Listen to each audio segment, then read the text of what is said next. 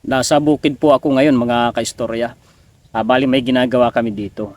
May marinig kayong nagpapaputok dyan, binubugaw nila yung maya. Ito pong ibabalita ko sa inyo ngayon mga kaistorya ay masasabi ko na ito na yung pinaka-todo bigay, pinaka-todo puwersa na gagawin po ng gobyerno natin sa pamamagitan po ng administrasyon ng Pangulong BBM. Itutuloy na po ng gobyerno natin ang pagbili ng submarine at hindi lang po isa kundi dalawa. At dadagdagan pa po, hindi pa nakontento, bibili pa tayo ng karagdagang BrahMos missile at ng mga warships. Isipin ninyo kung gaano po pinalalakas ng administrasyon ang armed forces po natin mga kaistorya. Ang dahilan literal po na mababasa sa mga reference na ipapakita ko sa inyo ay yung ginagawang pangwawalang hiya po sa atin ng China. Yan po ang mga balita at impormasyon na maihahatid sa inyo ngayon ng inyong lingkod. Pakishare po muna at pakilike. At sa mga bagong viewers po natin ay maaari po kayong mag-subscribe kung gusto po ninyo ang ganitong klase po ng content. Narito na po mga ka-istorya. Babasahin ko tapos ipa-flash ko po dyan sa screen. Philippines military eyes more upgrades including Dream submarines. Kita ninyo, literal nang binanggit po mga ka-istorya. Ito po ay si Reuters. Ang sabi po dito mga ka-istorya, the Philippines is looking to buy more military hardware to modernize its arsenal, including additional BrahMos missiles from India and at least 2 submarines, the Chief of the Armed Forces said on Wednesday. Ako ay nasa daanan mga ka-istorya, pasensya na kung may kaunting distraction po. Literal na binanggit na yung pinaliwanag ko po kanina. Susunod po tayo na paragraph. The Philippines is on the third phase of its modernization program called Horizons. Yan po yung third horizon. It has earmarked $35 billion for the build-up over the next decades as it aims to counter China's military might in the region. Nakita na ninyo mga kaistorya kung gaano kalaking halaga ang ilalaan ng gobyerno natin. Bilyon-bilyong dolyaris po ang halaga niyan. Mapalakas lang ang sandatahang lakas natin para po hindi man siguro matapatan ay makaya man lang po natin na lumaban na hindi na kinakailangan pang tayo bulihin at ipagtabuyan ng China. Kasi itong China, alam niyo mga kaistorya, ayaw talaga niyan lumakas ang Pilipinas.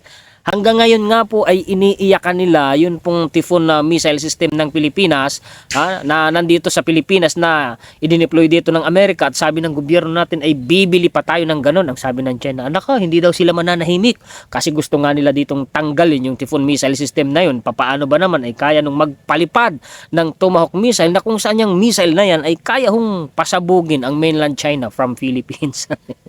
Paano na lang mga kaistorya?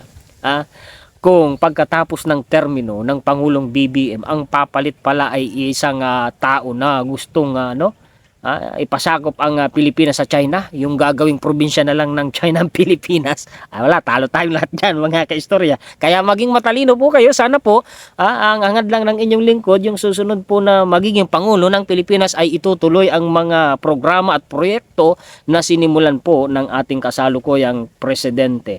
It's a dream for us to get at least 2 submarines. Kita ninyo, 2 submarine pala ang plano. Browner said in a speech to leading business figures. Talagang matagal na natin itong pangarap noon pa sana kung hindi pinatalsik sana ang Marcos Sr. Noon pa sana.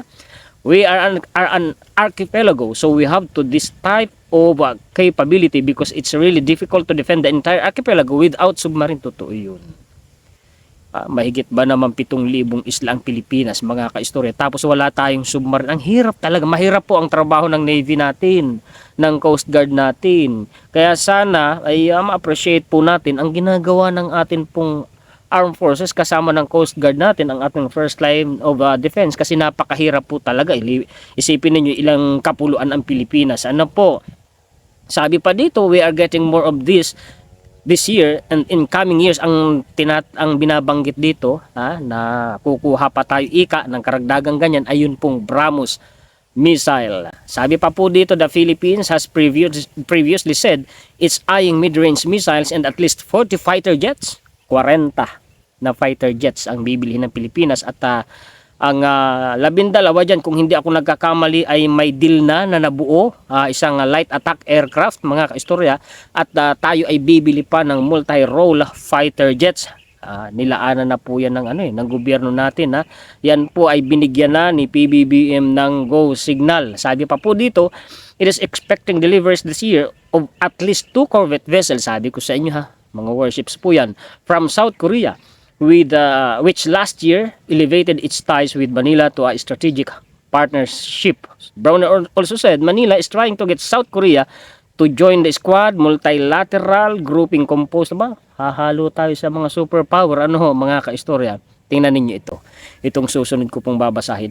The Philippines military build up comes as tensions between Manila and Beijing have escalated in the South China Sea, where the two have clashed in recent years. So, ang nagtulak sa ating gobyerno, sa ating administrasyon ngayon, para palakasin po ang armed forces po natin ay yung ginagawa sa ating pambubuli ng China. Ako kasi mga kaistoryan, tinitingnan ko po ay yung positive side. Bagaman tayo hindi natutuwa, nabibisit nga tayo sa pangawalang hiya sa atin ng China, may magandang dulot din. Bakit? Nagigising kasi ang mga tao. At nagigising ang gobyerno natin. Ayan nag-a-upgrade. Pinalalakas na po ang ating armed forces. Mga kaistorya. Ito pa, Reuters uli Ang sabi naman dito, India expects $200 million missile deal with Philippines this year. Ngayong taon po pala, 2025. $200 million, napakalaking halaga din po nito. India expects to sell short-range missiles to the Philippines this year, and a deal worth more than $200 million, Indian sources told Reuters. Kaganda.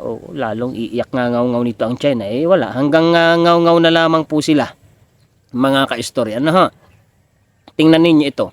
Itong sa second paragraph.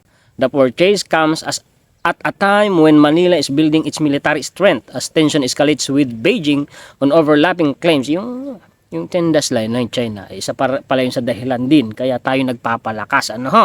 Ngayon, dagdag naman pong balita. Natatawa. Bakit? Nagpatotsadahan po ang Pangulo at ang dating Pangulo. Ay tingnan po ninyo, babasahin ko na lang. Kayo na lamang po ang bahalang makiramdam.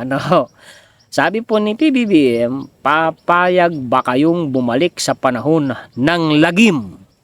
O itutuloy ba natin ang biyahe patungo sa isang maliwanag, mapayapa at magandang kinabukasan para sa lahat ng Pilipino? Tingnan ninyo, mapapaisip ka sa sinabing ito ng Pangulo. Palagay ko'y alam ninyo yung binabanggit niya na panahon ng lagim. At mapapansin nyo sa sinabing ito ng Pangulo ay parang binibigyan po niya ng choice ang mga Pilipino kung ano ang pipiliin natin.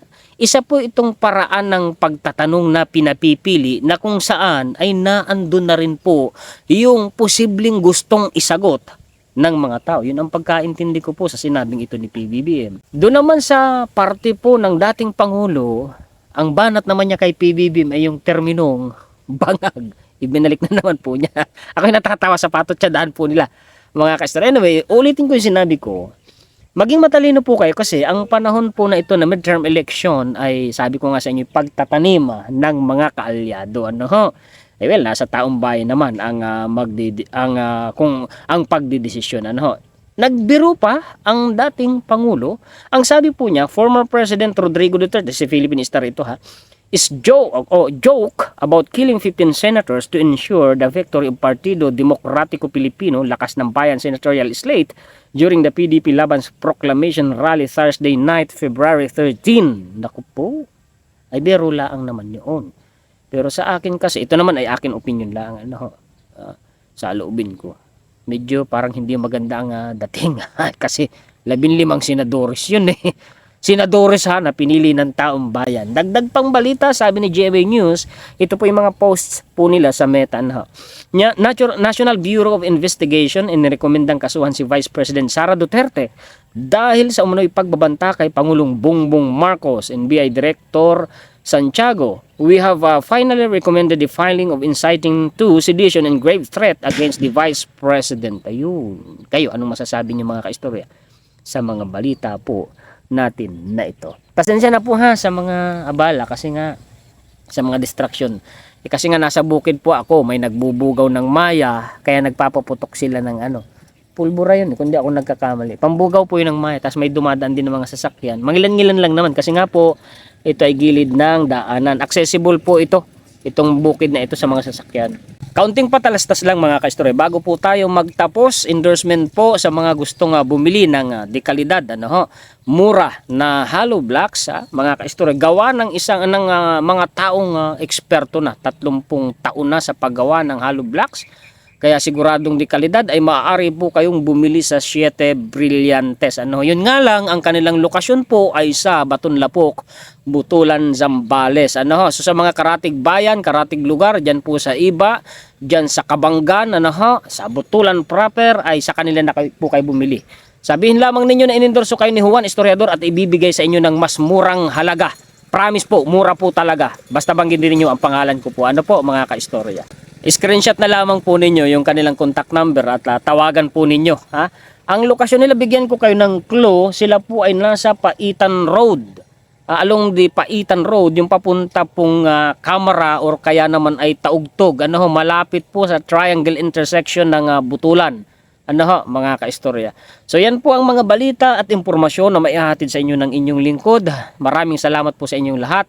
Paki-share po at paki-like, at sa mga bagong viewers natin, kung nagustuhan ninyo ang ganitong content ay maaari po kayong mag-subscribe. Maraming salamat po sa lahat ng mga sulit kaistorya natin sa buong mundo. Shout out sa inyong lahat.